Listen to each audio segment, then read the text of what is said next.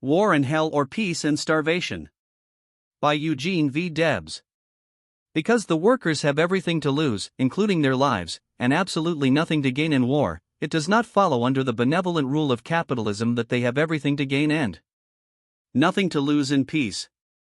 In Europe just now the workers have war and hell, while in this country they are enjoying peace and starvation. That there may be no mistake about the latter condition, I quote from the highest capitalistic authority, the Associated Press, which carries the following dispatch. Columbus, Ohio, July 26, 1915, reports received here today from militia officers who have charge of the distribution of food supplies among destitute families in the southern Ohio coal mining districts, prompted state officials to send out additional appeals for contributions to aid in the relief work. The reports showed that a large number of these 10,000 families in the Hocking and Sunday Creek valleys are dependent on outside aid for food. In describing conditions, the word pitiable appeared frequently in the reports. There is no strike in these districts, but most of the miners are out of work owing to the shutting down of the mines. There is much more to the dispatch, but this is enough. There is no war in this country and there is no strike in Ohio. Instead of war and hell such as they have in Europe, they have peace and starvation in Ohio. The soldiers who are asphyxiated in the trenches have one advantage in war over their fellow workers who are starving in the mining camps. In peace, their agony is reduced to hours, perhaps minutes, instead of being prolonged into a lifetime.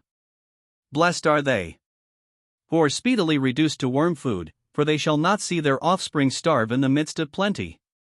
It is not the misfortune of the miners that condemns them to see their wives and children starving before their eyes in a state bursting with riches they themselves produced. It is their folly and crime in common with the folly and crime of the people among whom they live.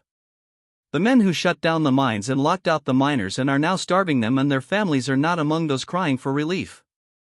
They own the mines and control the jobs and can shut out and starve the miners at will by grace of the miners themselves, an overwhelming majority of whom belong to the same capitalist party their masters do and cast their votes with scrupulous fidelity to perpetuate the boss ownership of the mine in which they work and their own exclusion and starvation at their master's will.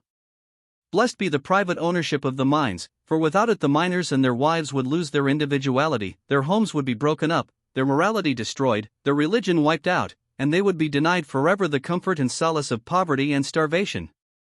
When the miners themselves control the mines, once they have learned how to control themselves, they will not lock themselves out and starve themselves and their loved ones to death.